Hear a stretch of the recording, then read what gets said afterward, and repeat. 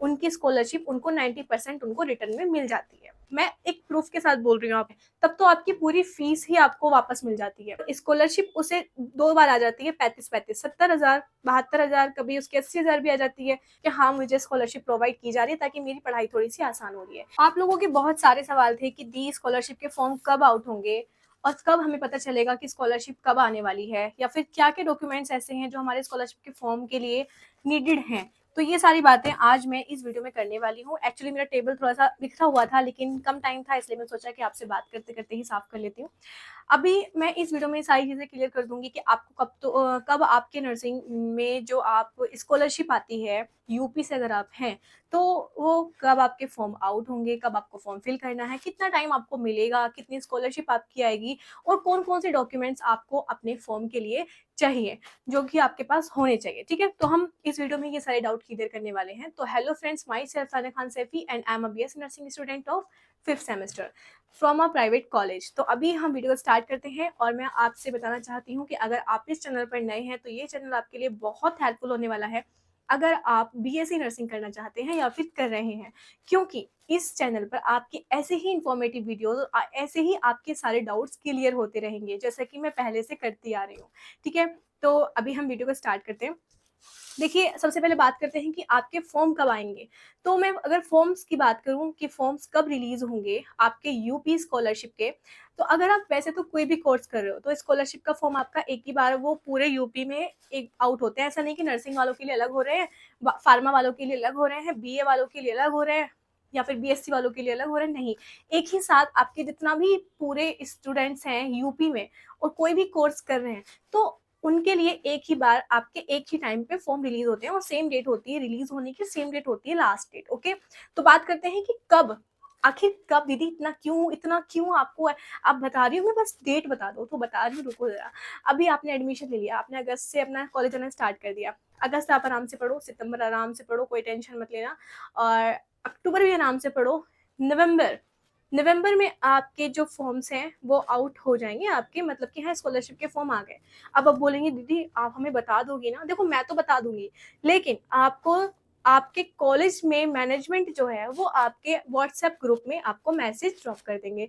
और ऐसा नहीं है कि नहीं करेंगे, उनकी ये रेस्पॉन्सिबिलिटी है और वो आपको करेंगे, तो आपको फिक्र करने की जरूरत नहीं है। अगर मैं भी कल को यहाँ पर वीडियो ना बना पाऊँ तो आप बेफिक्र रहना, आपका मैनेजमेंट आपको बता देगा, इन्फॉर्मेशन प्रोवाइड कर देगा कि कब आपके फॉर्म आउट होंगे। जैसे ही आपके पास नोटिफिकेशन आता है, आप भागे भागे जाना अपने मैनेजमेंट वाले सर के पास जो स्कॉलरशिप को हैंडल करते हैं, और उनसे पूछना कि सर आपने फॉर्म जो वो डाला है नोटिफिकेशन की फॉर्म आउट हो गए, कौन कौन से डॉक्यूमेंट्स चाहिए। अब आप एंड टाइम पे पूछोगे आपके पास डॉक्यूमेंट्स हैं कि नहीं है, उससे पहले मैं आपको बता देती हूँ कि क्या क्या डॉक्यूमेंट्स चाहिए। देखिए, सबसे पहले तो आपको अपनी दोनों मार्कशीट चाहिए, जो कि एज यूजुअली हर फॉर्म के लिए चाहिए होती हैं। ठीक है, 10th 12th की मार्कशीट, और आपको एक डोमिसाइल सर्टिफिकेट, हाँ डोमिसाइल सर्टिफिकेट चलेगा, इनकम सर्टिफिकेट जो कि बहुत ज़्यादा मैंडेटरी है। और उसमें इनकम सर्टिफिकेट में ना एक चीज़ ख्याल रखना, आपकी जो इनकम है ना आपके पिताजी की, वो बहुत ज़्यादा नहीं होनी चाहिए, उसका एक लिमिटेड क्राइटेरिया होता है। अगर वो कम है आपके पिताजी की आय, यानी कि इनकम पूरे ईयर की, पूरे साल की, तो आपको स्कॉलरशिप इजीली मिल जाएगी। और अगर आपके पिताजी की जो इनकम है उसमें ज़्यादा मेंशन है, तो आपकी स्कॉलरशिप रुक सकती है। इसलिए पहले आय को चेक कर लेना, वो तो पहले का ही बना हुआ होता है, ठीक है, और अपने फादर से मालूम कर लेना, ठीक है। और क्या क्राइटेरिया है वो आप किसी भी चैनल को, एक काम करना, आप यूट्यूब पे सर्च कर देना, मुझे एग्जैक्ट मालूम नहीं है, ठीक है। आगे बात करते हैं, ये आपके दो हो गए। एक चीज और, जो आपने फीस सबमिट की है उस फीस की स्लिप लग जाएगी, ठीक है। और अगर आपका फर्स्ट ईयर है ना, तो आपका कुछ ऐसा लगेगा, उन्हें प्रूफ देना है ना कि हमने हाँ फीस जमा कर दी है, हम पढ़ रहे हैं, तो कुछ ना कुछ ऐसा लगाना पड़ेगा। तो आपकी फीस की जो स्लिप है उसकी फोटो कॉपी आपको लगानी पड़ेगी पहले। अभी अगर फर्स्ट सेमेस्टर है ना, तो आपको आपकी जो बैंक की जो किताब होती है ना, वो मेरे पास, हाँ, बैंक की किताब जो होती है ना, वो उसका जो फ्रंट पेज होता है ना, उसका फोटो कॉपी निकलवा कर वो लगेगा। आपका जो आधार कार्ड है या फिर आपका पैन कार्ड है या फिर कोई भी वोटर आईडी कार्ड है, वैसे आधार कार्ड सबसे ज्यादा मोस्ट इंपोर्टेंट होता है। आधार कार्ड है तो उसकी फोटो कॉपी लगेगी। ये सारी चीजें हैं जो सबसे ज्यादा मोस्ट ऑफ इम्पोर्टेंट है। और आपका यूपीसी नेट का रिजल्ट भी वो मांग सकते हैं, मैं इसमें श्योर नहीं हूँ, क्योंकि जब हम सेकंड ईयर के लिए अप्लाई करते हैं ना अपने स्कॉलरशिप का, तो हम फर्स्ट ईयर का या फिर सेकंड सेकंड सेमेस्टर की जो मार्कशीट होती है हम उसको वहाँ पे मेंशन करते हैं, यानी कि वो प्रूफ होना चाहिए कि हाँ आप कुछ पीछे पीछे क्या करके आए हो। तो वो 2-3 प्रूफ इकट्ठा हो जाते हैं, तो फिर वहाँ पे जाके वो हाँ कि हाँ ये बच्चा सच में फर्स्ट सेमेस्टर में पढ़ रहा है, इसके पास ये प्रूफ है। फीस का प्रूफ हो गया, आपके पास रिजल्ट्स का प्रूफ हो गया, ठीक है, और भी प्रूफ जो आपके सर मांगते हैं। बाकी ये 4-5 चीजें हैं जो आपको रखनी है बनवा के। लेकिन अपना अभी से क्लियर कर लेना कि पिताजी हमारी जो इनकम सर्टिफिकेट है उस पर कितनी हमारी जो लिखी हुई है आपकी आय वो बता दीजिए। फिर आप उस हिसाब से देख लेना कि आपकी स्कॉलरशिप आएगी कि नहीं आएगी। अब बात कर लेते हैं किन किन वेज में नहीं आएगी आपकी स्कॉलरशिप और प्रॉब्लम हो सकती है। फर्स्ट जो है वो आपका सबसे ज्यादा मोस्ट ऑफ इम्पोर्टेंट है कि अगर आपके पिताजी या माता जी की गवर्नमेंट जॉब है या फिर थी भी, तो आपको स्कॉलरशिप नहीं मिलेगी किसी भी वे में। फिर आप स्कॉलरशिप लेने के हकदार नहीं हो, क्योंकि ऑलरेडी गवर्नमेंट आपको दे रही है पैसे और पेंशन भी वो दे रही है, तो उसमें आप नहीं ले सकते। ठीक है, अगर थे तो पेंशन मिल रही है, अगर हैं तो उन्हें अच्छे अच्छे अलाउंसेस मिल रहे हैं, तो आप नहीं ले सकते स्कॉलरशिप। अगर बात करें कि आपने अगर पहले कोई कोर्स कर रखा है, जैसे कि जस्ट लाइक आपने बीए में एडमिशन लिया था, बीएससी में एडमिशन लिया था, फॉर्म अप्लाई कर देते हैं, स्कॉलरशिप नहीं मिली, स्कॉलरशिप मिली या नहीं मिली लेकिन फॉर्म अप्लाई कर दिया था, तो आपको स्कॉलरशिप नहीं मिलेगी। अब आप बोलेंगे दी हमें ये बता दो, हमने पहले बीएससी में एडमिशन लिया था लेकिन अभी हम बीएससी नर्सिंग कर रहे हैं, बीएससी फर्स्ट ईयर में हमारी आ चुकी थी स्कॉलरशिप, हम कैसे लें? देखिए सच बता रही हूँ, इस टॉपिक पर सच में वीडियो आ जाएगा और इसी मंथ आएगा। मैं स्ट्रिक्टली इस पर जांच करूंगी, मतलब जांच दैट मीन्स इन्फॉर्मेशन निकालने की कोशिश करूंगी।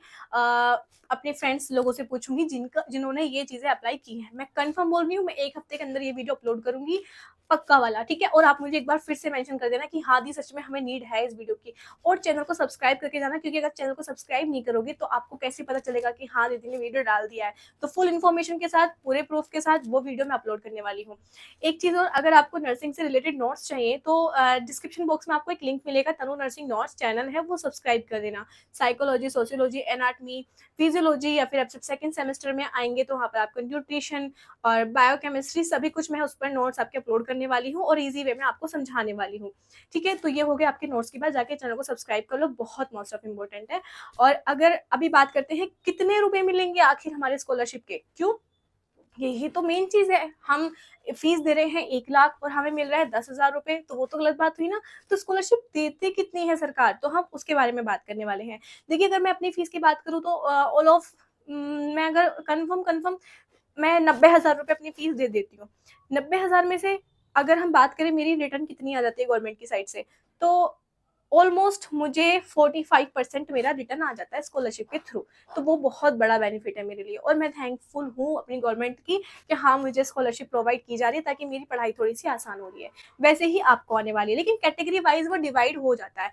अगर आप ओबीसी जनरल से हैं तो 45% समथिंग, लेकिन अगर आप एससी से हैं और एसटी से हैं तब तो आपकी पूरी फीस ही आपको वापस मिल जाती है। मैं एक प्रूफ के साथ बोल रही हूँ आपको, मैं एक अच्छा खासा सबूत देती हूँ। मेरी एक फ्रेंड है, वो एससी कैटेगरी से बिलोंग करती है, तो उसकी जो फीस है 90,000 है, लेकिन वही 90,000 हो जाती है और स्कॉलरशिप उसे 2 बार आ जाती है, 35-35, 70,000, 72,000, कभी उसके 80,000 भी आ जाती है। ऐसे जितने बच्चे मेरी क्लास में ऐसी कैटेगरी से है ना, उनकी स्कॉलरशिप उनको 90% उनको रिटर्न में मिल जाती है, और हमेशा से ये ऐसा होता आया है।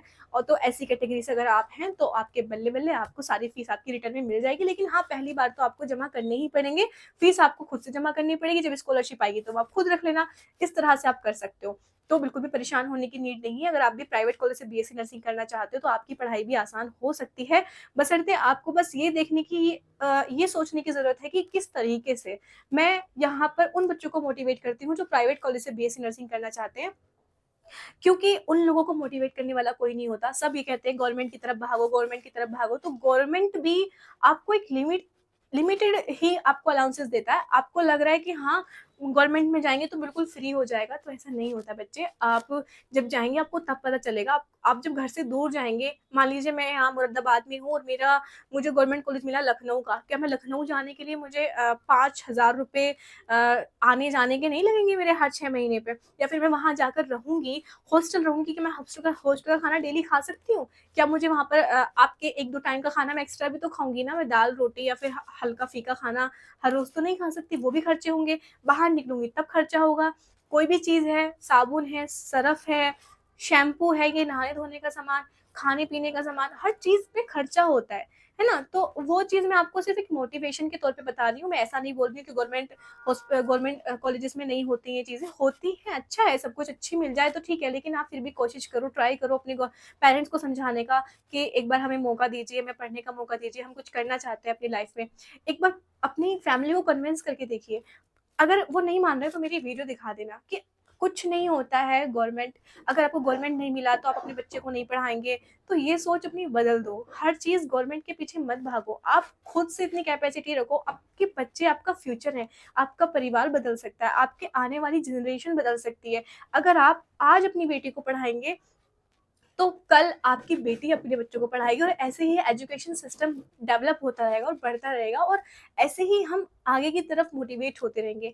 लेकिन ये क्या कि नहीं हमें गवर्नमेंट मिला तो ठीक है, हम पढ़ा देंगे, प्राइवेट में हमारे बस की नहीं है पढ़ाना। तो गवर्नमेंट में भी अंकल जी आपको खर्चा देना पड़ेगा।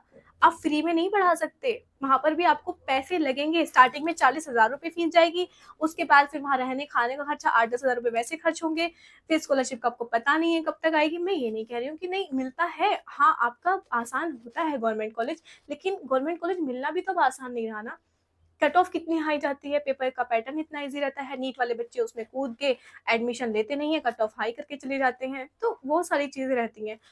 तो इसलिए मेरा समझाना आपसे यही है कि आराम से अगर आप प्राइवेट कॉलेज से बीएससी नर्सिंग कर रहे हैं तो डिमोटिवेट बिल्कुल मत होइएगा और फीस की वजह से बिल्कुल परेशान मत होइएगा। 5 ऐसे वे मैं आपको बताऊँगी एक प्रॉपर वीडियो में कि किस तरह से आप अर्निंग कर सकते हो और किस तरह से आप अपना खर्चा खुद उठा सकते हो। तो अगर आपने मेरी वीडियो को यहाँ तक देखा है तो मैं आपकी बहुत ज़्यादा थैंकफुल हूँ। तो मुझे कमेंट करना कि इतनी हमने वीडियो को लास्ट तक देखा और मैं उसका कमेंट कर दूँगी पिन, ठीक है? और अगर नहीं देखा तो भी कोई बात नहीं, नेक्स्ट वीडियो पूरी देख लेना। बाकी वीडियो को लाइक करना, चैनल को सब्सक्राइब करना और ऐसे ही मेरे साथ बने रहना मेरी जर्नी आसान करने के लिए और मैं आपकी जर्नी आसान करूँगी। थैंक यू सो मच, मिलते हैं मेरी नेक्स्ट वीडियो में। कोई डाउट हो या कोई प्रॉब्लम हो तो मुझे कमेंट बॉक्स खुला है, कमेंट बॉक्स में कमेंट कर देना। Thank you so much, bye bye.